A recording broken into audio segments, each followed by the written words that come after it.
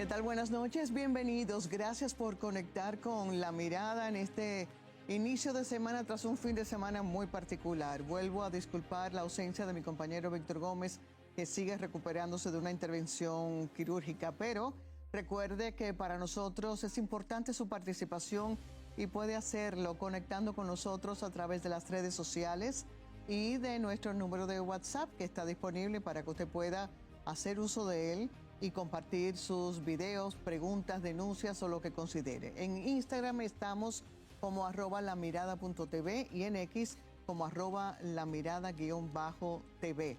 Conecte con nosotros y déjenos saber su opinión. La idea es que tengamos una mirada colectiva sobre estos temas de interés. El fin de semana resultó agitado, muy agitado. Israel y su socio, Estados Unidos, atacaron a Irán. Y si todavía hay personas que se preguntan por qué eso es importante, hay que contestar recordando que lo que allí sucede a propósito del petróleo repercute en todo el mundo de muchas maneras. Petróleo, gas natural en los países que lo consumen y un largo etcétera. Esta noche vamos a tratar de poner la mirada desde la de los expertos que hemos invitado para que nos acompañen y tratar de analizar lo que ha habido detrás. ¿Fue casual? ¿Realmente Estados Unidos sigue sosteniendo que la razón es el temor por el armamento nuclear que tiene Irán o hay otras razones subyaciendo? ¿Ha habido un plan estratégico? ¿Se relaciona esto con lo que sucedió en Venezuela, con el asesinato del capo en México o nada tiene que ver? Ya veremos, porque surgen muchas teorías desde distintos analistas y lo cierto es que cuando se analizan no dejan de tener ciertos visos de lógica. Nosotros, gracias a la tecnología, salvamos distancia y tenemos la oportunidad de conversar con Cristian Lamesa, quien es escritor y un analista político que está en Argentina y nos permite abrir este espacio de conversación precisamente para comenzar a poner la mirada en lo que ha sucedido y que muchos ya comienzan a llamar el inicio de una tercera guerra mundial. Nosotros por aquí esperamos que eso no llegue a tanto. Cristian, buenas noches y gracias por permitirnos esta conexión. Buenas noches, Lisette, encantado de estar con vos, con tu audiencia y enviarle también un saludo a Víctor y el deseo de una pronta recuperación. Que así sea, muchísimas gracias. Comenzaba preguntando si esto ha sido toda una estrategia planificada, como han dicho algunos analistas, de que incluso si lo vemos en el tiempo, el 3 de enero, el tema de la captura de Maduro, luego el asesinato del capo del Mencho, el capo mexicano, el ataque a Irán. ¿Está todo esto conectado o no? Yo lo veo conectado tal vez más el tema de Venezuela con lo que está ocurriendo en Irán, pero de una forma casi elíptica, más allá de la urgencia geopolítica que tiene Donald Trump por diversas razones que ya hemos abordado en alguna oportunidad aquí. Pero yo creo que la mayor conexión tiene que ver con que desgraciadamente, yo lo decía el mismo sábado a la mañana por RT y por Telesur, Donald Trump creo que el sábado destruyó su propio gobierno, su propio programa político, el MAGA lo destruyó él mismo al escuchar a los cantos de sirenas de los que le prometieron una operación rápida, fácil de cambio de gobierno, de régimen en Irán, prometiéndole algo similar a lo que también le habían vendido este sector neoconservador liderado por Marco Rubio en Venezuela, en una operación que hay que decirlo, lo de Venezuela, una operación que está totalmente reñida con el derecho internacional, fue una violación absoluta del orden mundial y de la Carta de las Naciones Unidas, pero hay que decirlo, le salió excelentemente bien, es una operación que le salió impecablemente bien a sus intereses y le vendieron que iba a ser lo mismo que en Teherán, iba a ser un paseo por Caracas. Evidentemente tuvieron un grave error de cálculo y esto sumado a, si se me permite, Lisette, lo que yo tengo como teoría, que lo que le vendieron a Trump como una operación militar controlada que iba a derivar en una reacción interna del pueblo de la oposición iraní y que iba a generar un cambio de gobierno, esto terminó derivando en una traición, una vez más, de Netanyahu y del gobierno israelí, en el cual se dieron pasos, los cuales se cruzó el Rubicón, se hizo algo que ya no tiene vuelta atrás, como el asesinato de Ali Khamenei, no solo un líder político de la nación persa, sino el líder religioso de la corriente chiita del mundo islámico. O sea, es el equivalente a si hubiesen matado al Papa, por decirlo de algún modo, dentro de la confesión católica. Y como si esto fuese poco, se hace el asesinato a mansalva de más de 150 niñas en una escuela, en un ataque que no pudo ser casual, no pudo ser un daño colateral, sino que hay quienes especulan que eso fue también hecho a mansalva por las fuerzas israelíes, a las cuales también se le adjudique el asesinato de Khamenei, más allá de que Estados Unidos no se puede sacar esta responsabilidad de encima, pero esto desprendido de palabras del día de hoy de Marco Rubio, cuando dijo que Estados Unidos no había buscado en esta operación el cambio de régimen ni el asesinato de el líder Ali Khamenei. Sin embargo, el presidente estadounidense Donald Trump está actuando como vocero de sí mismo y de esa acción perpetrada durante el fin de semana. Entonces, contradice lo que dice Marcos Rubio. Exactamente, es como una comedia de enriedos que muestra la confusión que en este momento reina en la Casa Blanca. Lo que vos decís, Lisette, es exactamente así. En horas de la mañana de Argentina, por lo menos, cuando yo pude escuchar estas declaraciones de Donald Trump, en la cual incluso subía la apuesta y decía, yo lo encontré a él antes de que él me encontrase a mí, abonando esa teoría que le vendieron totalmente absurda, mediante la cual cuando atentaron contra la vida de Donald Trump habría estado Irán detrás de esto, algo que a mí me parece por demás de absurdo y que aparte culpando a Irán, porque volví a decir, si a mí me pasa algo, que borren del mapa Irán, porque, bueno, como si él tuviese una potestad mayor, acaba de asesinar, acaba de cometer un magnicidio. Pero bueno, y Marco Rubio poco tiempo después lo desmiente tratando de desligarse, porque yo creo que Marco Rubio, a pesar de ser esa ala globalista y guerrerista, es bastante más astuto y Donald Trump cayó en una trampa en la cual los mismos que lo quieren sacar del medio lo llevaron a esto. Yo cuando referí esto de que Donald Trump destruyó su propia presidencia, él con esto, mira Lisette, yo 2 minutos nada más para no extenderme demasiado, pero va a tener un revés tremendo por el tema económico, el petróleo y el gas subiendo de precio por razones más que obvias, un revés militar tremendo cuando Irán está dando una pelea de una forma furiosa, buscando primero la supervivencia ante una amenaza existencial, que es lo que le plantea Israel y Estados Unidos, y aparte buscando la venganza ante estos hechos realizados. Y, y aparte se pone en contra a su propio electorado, a su base electoral, la que lo llevó al gobierno para acabar con las guerras, para dejar de pelear guerras que no le son propias a Estados Unidos y dejar de hacerle el mandado a Israel, cosa que no digo yo, dice, lo ha dicho Tucker Carlson, una figura emblemática del MAGA. Lo dijo hoy en un tuit Marjorie Taylor Greene, la que fuera congresista estadounidense, muy adepta a Donald Trump y que fue destratada por el republicano y que hoy puso un tuit diciendo, hoy Estados Unidos ya no está dividido entre izquierda y derecha, está dividido entre los que quieren seguir haciendo guerras por Israel y los que queremos poder vivir mejor y pagar nuestro seguro médico. Entonces,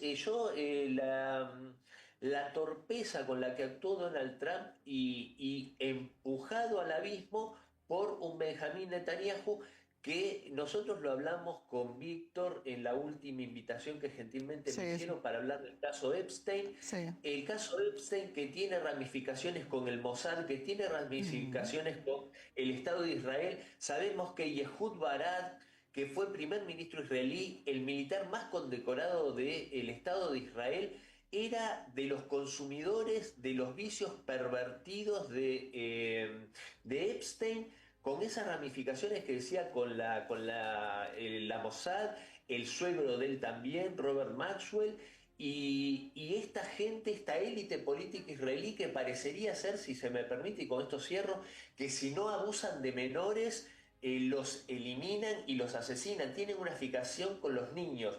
Asesinar niños en Gaza, asesinar niños en Irán, abusarlos a través de la red Epstein y realmente es algo, y resalto lo de la élite política israelí, hay que separar al pueblo de Israel, al pueblo judío, para que no se confundan y que estos perversos no permitan, aparte, generar un daño colateral que es incrementar el antisemitismo, cosa de la cual me despego absolutamente.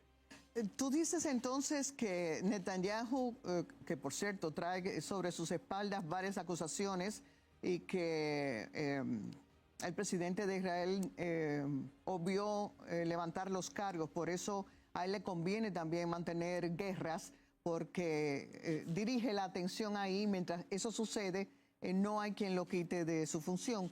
Tú dices entonces que él traicionó a Donald Trump, pero si son socios. A mi modo, mira, esto, el análisis siempre es como un rompecabezas, hay que analizarlo en perspectiva y unir todas las piezas. Primero, en el mensaje que da Donald Trump el sábado, una vez iniciado el ataque, vos fijate que hay una justificación que hace muy traída de los pelos, que ya le inició en el discurso del Estado de la Unión, cuando dice, en el discurso del Estado de la Unión, que Irán ya tenía capacidad misilística para llegar a Europa y que en poco tiempo llegaría a Estados Unidos. Una falacia en toda regla, lo de Estados Unidos, pero tratando de empezar a instalar ante el pueblo estadounidense que no es una guerra o una intervención que haría por Israel para tratar de lavarse la cara ante el MAGA y decir que esto es por la seguridad de Estados Unidos.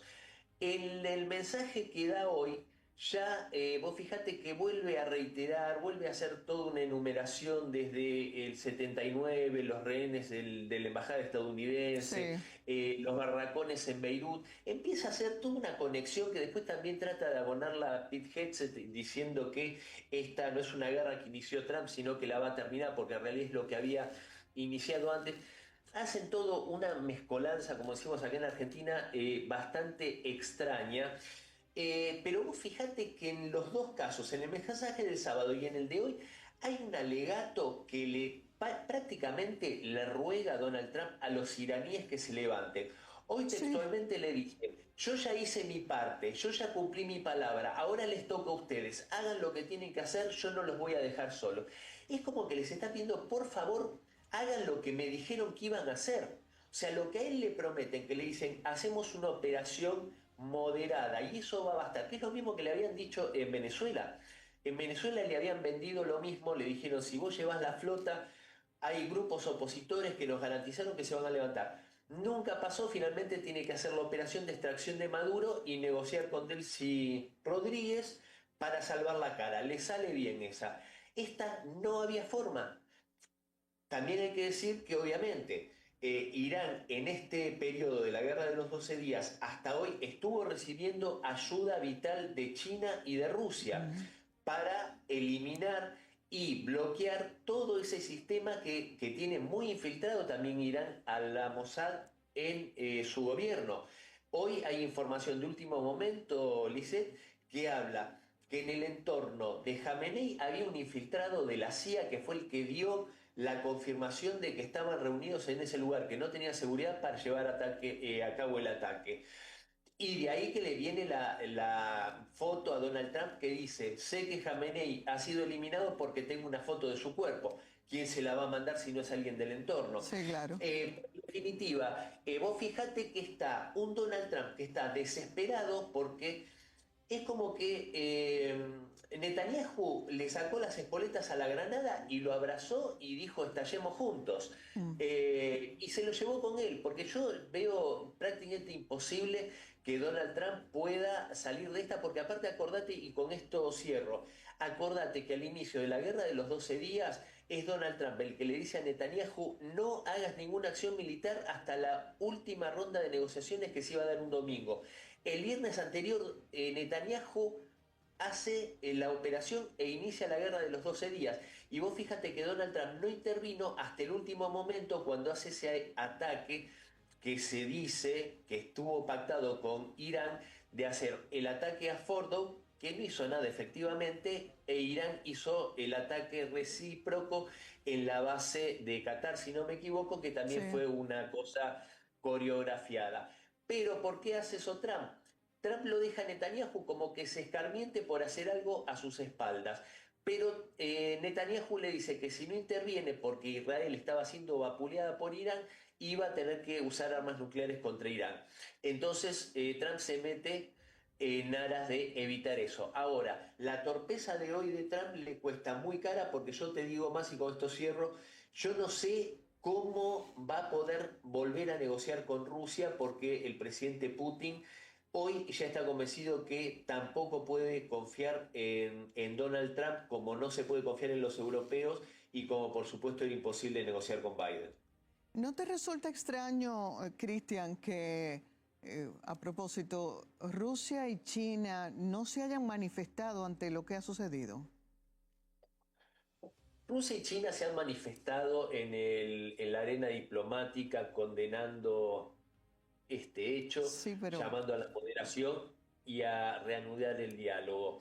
Puntualmente el presidente Putin calificó el asesinato de Ali Ali Khamenei. Khamenei Ujú. como un acto cínico y cobarde, si no me equivoco. Lo condenó con mucha firmeza, mandando las condolencias a la familia y al pueblo iraní.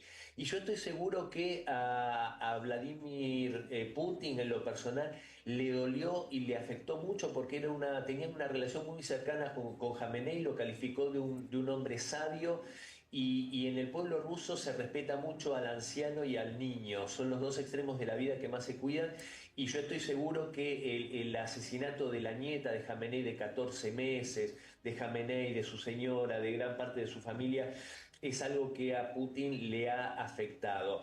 Dicho esto, obviamente que por lo menos al día de hoy ni Rusia ni China va a mandar ni aviones, ni barcos, ni nada con sus emblemas patrios al teatro de operaciones porque eso sería una escalada a una guerra mundial. Lo que sí te puedo garantizar, Lisette, es que de la guerra de los 12 días al día de hoy, Teherán ha recibido ingentes cantidades de ayuda de parte de China en armamento, en radares de última generación, baterías S-300 y S-400 de Rusia. La revolución de colores intentada entre diciembre y enero de fin del año pasado y principio de este año se pudo desmantelar en gran medida gracias a la participación de equipos tecnológicos de interferencia rusos y operadores de la federación que pudieron inhabilitar los equipos Starlink que habían llegado de contrabando a Teherán y mediante los cuales se estaba haciendo toda la operación que estaba llevando a cabo el Mossad, la CIA y grupos dentro de Irán. Entonces, el protagonismo de Rusia y de China en este sentido en Irán es muy firme, lo que pasa que es a otros niveles, no como está haciendo Macron, buscando un protagonismo, siempre parece enfermo de afán de lucir, ¿no? Como esa especie de nuevo Napoleón que quiere ser, mandando el portaaviones Charles de Gaulle al Mediterráneo Occidental, pero sí te puedo garantizar que por parte de Rusia y de China, a ver, hay algo que es central. Viste que Teherán atacó hoteles en Dubái y en Sí, diferentes lugares del Golfo sí. y decían, qué barbaridad, está atacando objetivos civiles.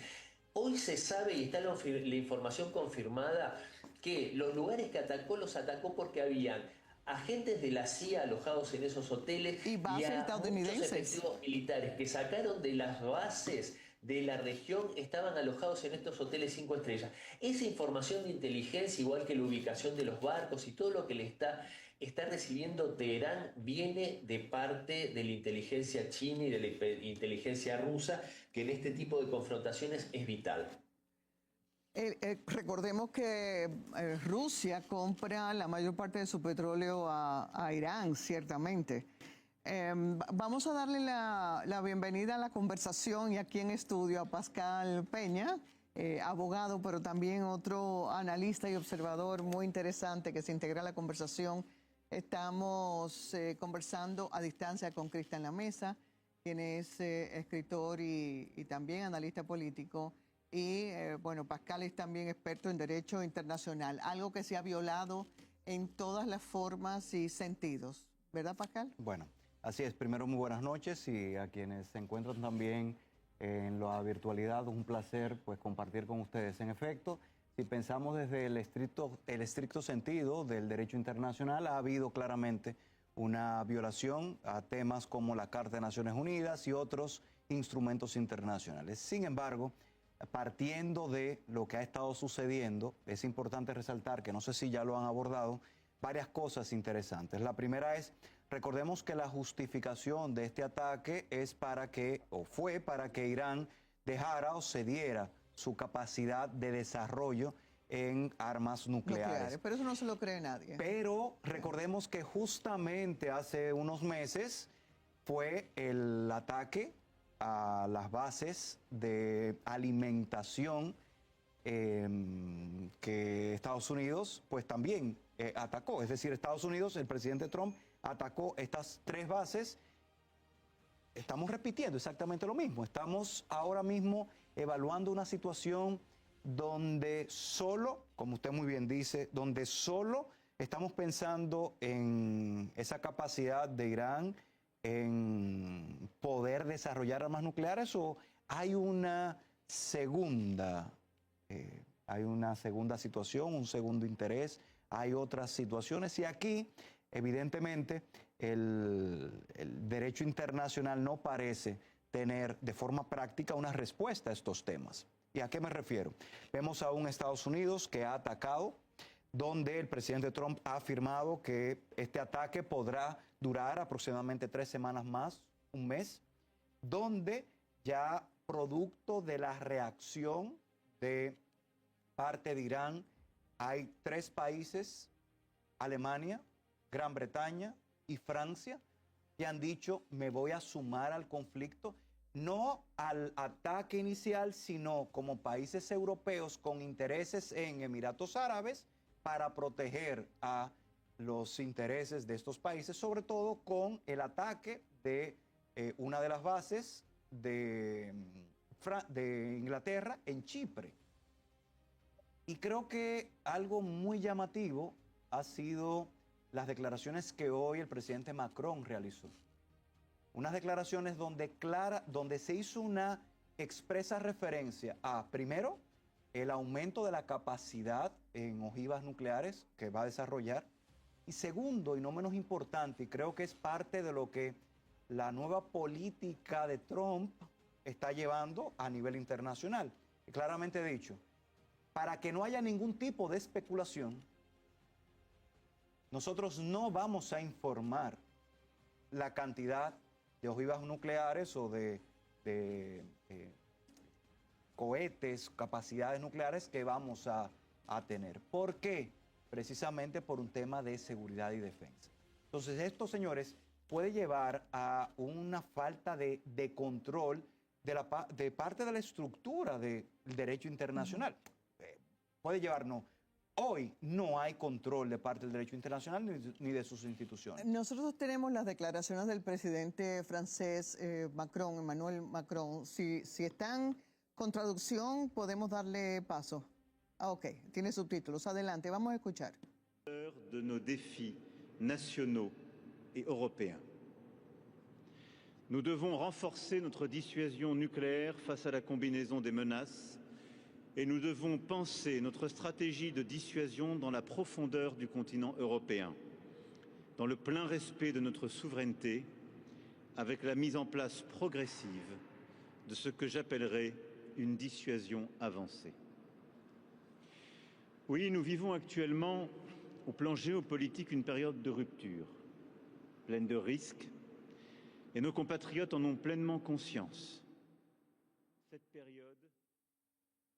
Habla de un periodo de ruptura plagado de riesgos y apela a la disuasión. ¿Habrá oportunidad para disuadir en el punto en el que está el conflicto? Yo creo que sí. Ya sucedió anteriormente. Recordemos que justamente el año pasado, con el ataque que les comentaba, hubo un proceso de disuasión, no hubo afectación con respecto incluso al estrecho de Hormuz, no hubo cierre. Hoy todavía, aunque no de manera formal, sí hay una limitación de paso, que esto puede afectar a la economía y a la cadena de distribución. Recordemos también que en el primer gobierno de Trump, ya a su salida, él aniquiló al segundo al mando de las fuerzas militares iraníes y hubo un ataque justamente en bases norteamericanas en alguno de estos países, dentro de los Emiratos Árabes, pero ahí se quedó. Hoy todavía el daño no ha escalado con la capacidad que tiene. Y yo creo que esto permite que países tal vez que pueden servir de terceros, estamos hablando de Turquía, entre otros, puedan sí llevar a una mesa de negociación. Notemos que Trump ha comparado de una manera u otra lo sucedido en Venezuela con lo sucedido en Irán. ¿En qué sentido? En unas declaraciones expresó, lo ideal sería que haya una transición en Irán y que esa transición sea parecida a la de Venezuela. Pero aquí hay que aclarar algo, son sistemas jurídicos, ideológicos, históricamente muy, muy diferentes. ¿Por qué? Nosotros estamos aquí viendo desde la perspectiva ideológica y religiosa un Estado teocrático en donde hay dos fuerzas militares, donde hay dos grandes regímenes de liderazgo, el religioso y el político, administrativo, organizativo, donde ya eliminado el ayatolá Jamenei, ya hay un interino. Señores, pensando en que el ayatolá tenía 89 años aproximadamente, ya esa sucesión se estaba trabajando. Venía.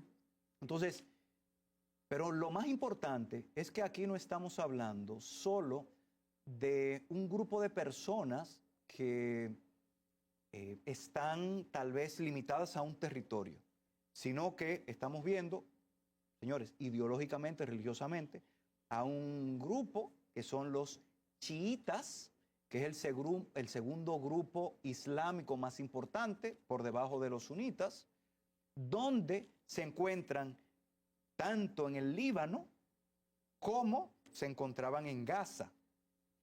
Producto de estos se crean o existen lo que es Hezbollah en el Líbano y Hamas en Gaza.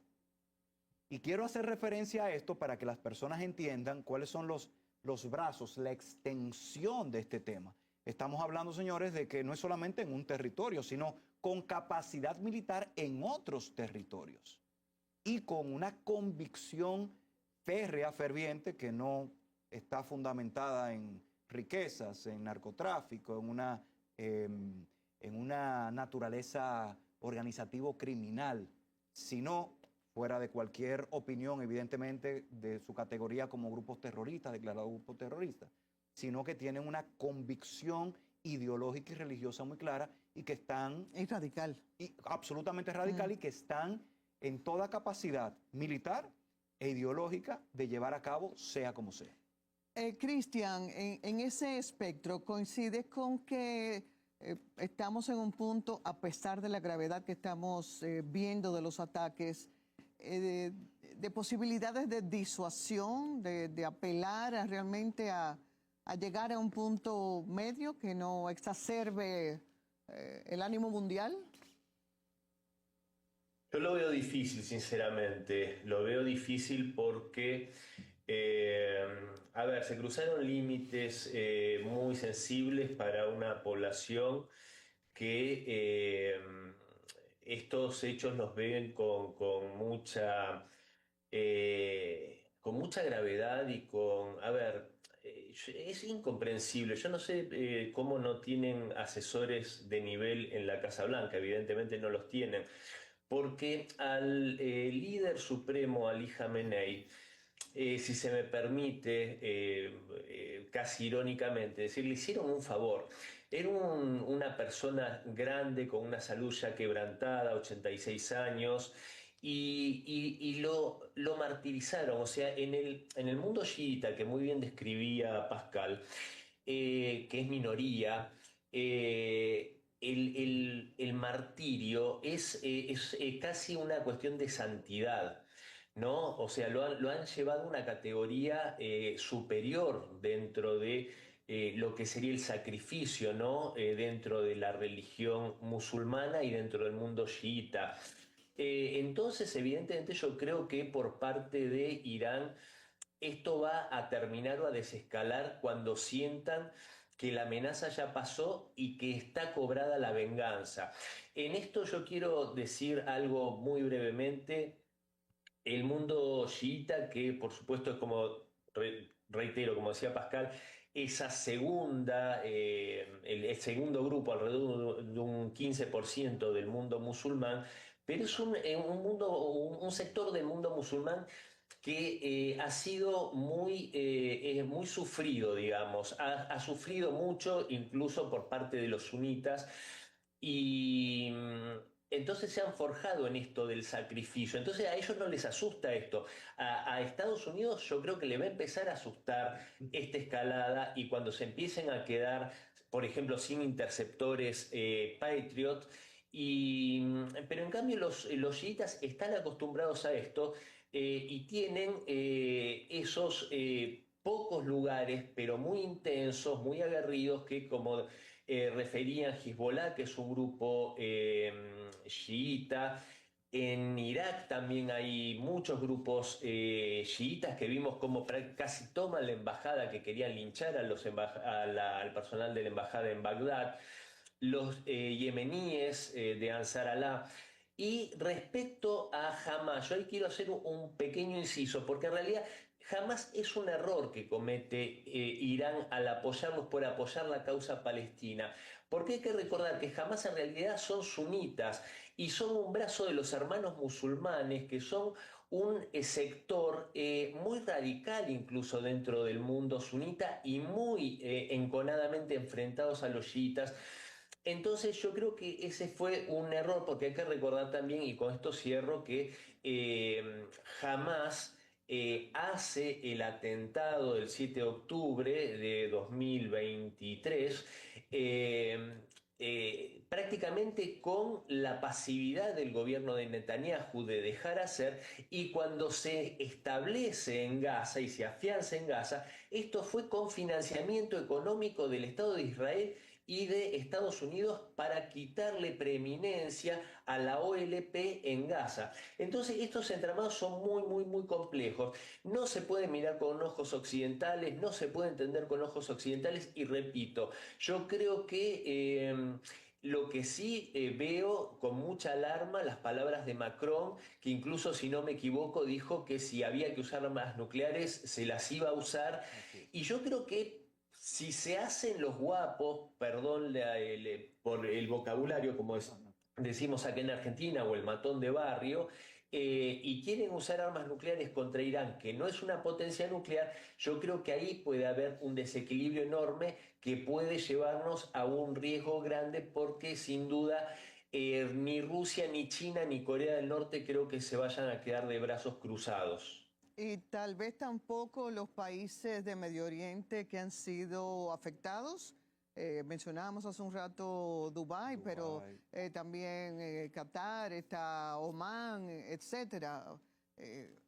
Y hay que recordar que son países donde hay bases estadounidenses, es decir, Irán ha estado atacando esos países por esa razón. Así es, y de hecho Irán ha sido, y comparto gran parte de lo que expresaban, Irán ha sido bien claro en expresar de que no va a atacar hasta el momento, no va a atacar el territorio estadounidense. Correcto, pero sí sus intereses. Pero sí sus intereses Sí. en la zona. Y dentro de estos 7 emiratos, porque por eso son Emiratos Árabes, bueno, vamos a ver, para que entiendan un poquito, son 7, entre ellos evidentemente los más conocidos, está Dubái, Qatar. está Qatar, entre otros, entre los otros 5, y que Estados Unidos tiene claros, no solo intereses, sino tiene unas bases militares que han servido en su momento para apoyar el despliegue de Estados Unidos en la zona. Ahora bien,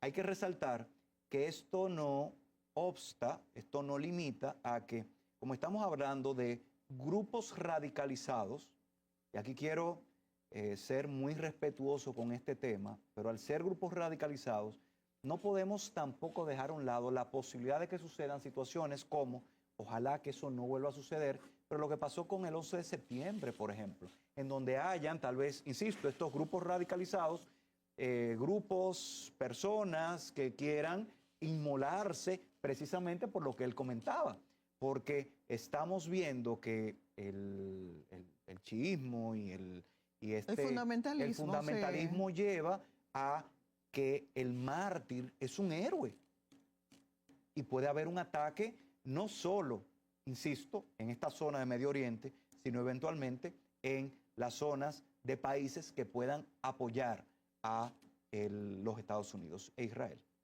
Ok, mientras recibimos un parte que dice que la embajada estadounidense en Arabia Saudita hace una hora o un par de horas fue atacada por 2 drones iraníes, o sea, algo más que se suma al conflicto. Producción me dice que podemos compartir unos cortes de lo que fue en el momento de la incursión en Irak, lo que dijo el secretario de Defensa en aquel momento, Donald Rumsfeld, con relación a la situación actual. Vamos a recordar eso. I can't tell you if the use of force in Iraq today would last 5 days or 5 weeks or 5 months, but it certainly isn't going to last any longer than that. President Trump has all the latitude in the world to talk about how long it may or may not take, 4 weeks, 2 weeks, 6 weeks. Bueno, hay que reconocer que son coherentes. Así es, así es. Mientras tanto, el gas natural en Europa ya subió un 40% su precio y el petróleo Brent, que es la referencia internacional, ha subido un 13%.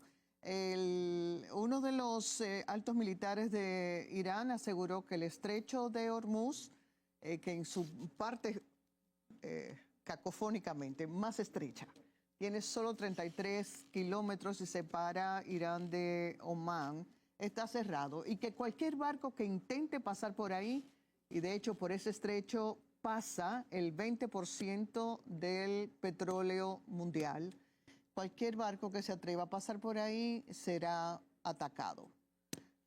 ¿Cómo podemos ver eso, Cristian, Pascal? Con relación al mundo y cómo va a reverberar ese aumento de precio en países como el nuestro. Cristian.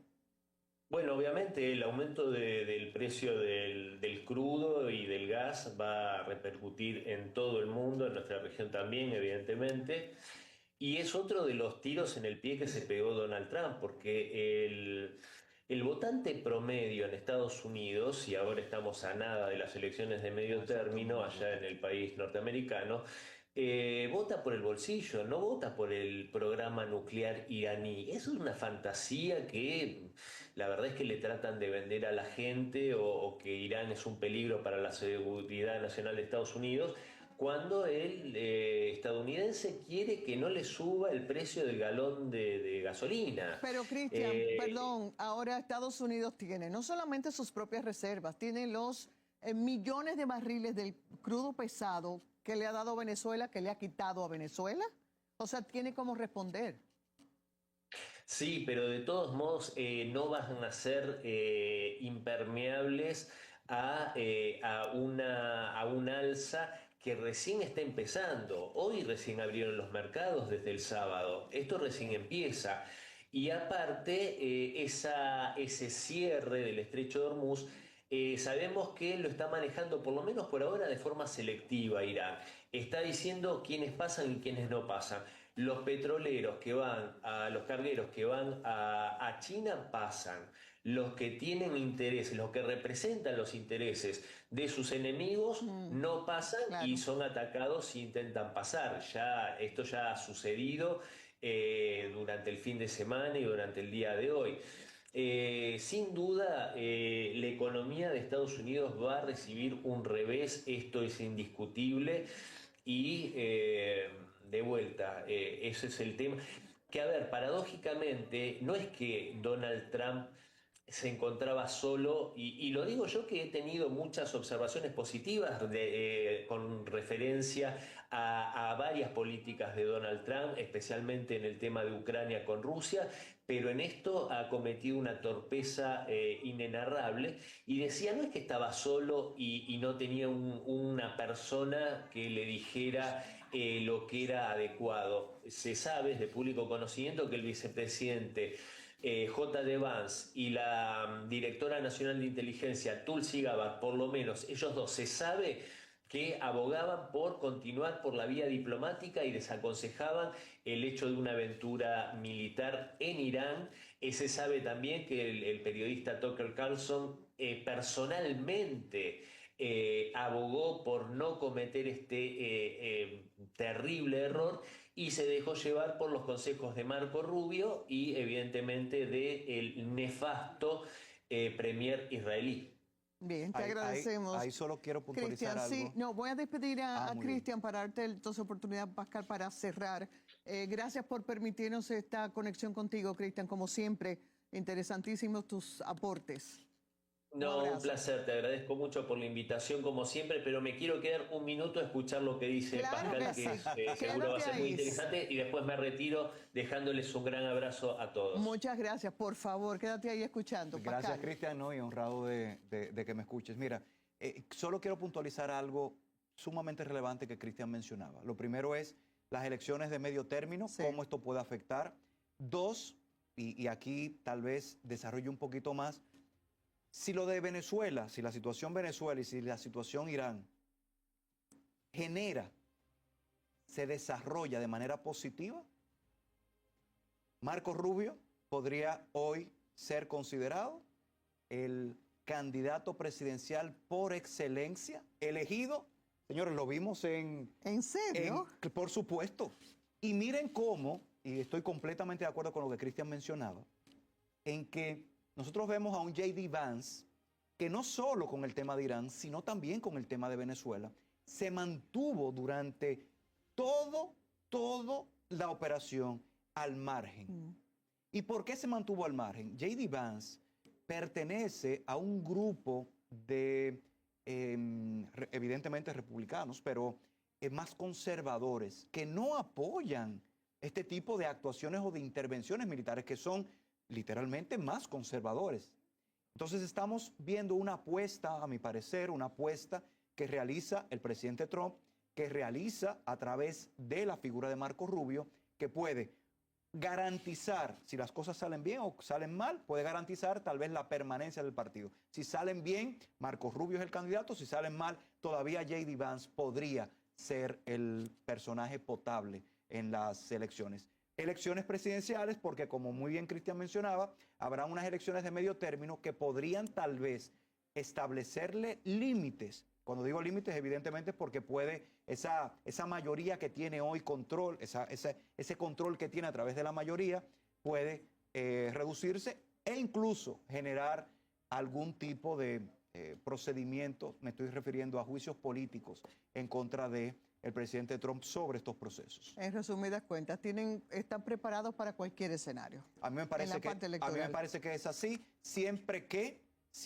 y creo que Cristian lo mencionaba ahorita, siempre que este conflicto no se extienda, porque si se extiende va a afectar la economía, no solamente de los Estados Unidos, y dos, militarmente estaríamos volviendo a un proceso como el de Irak o el de Afganistán, donde años y años y años consumo de parte del presupuesto estadounidense y por supuesto de bajas militares. No, y además en contra de lo que Donald Trump ha defendido, de que él es el presidente de la paz que acaba todas las guerras.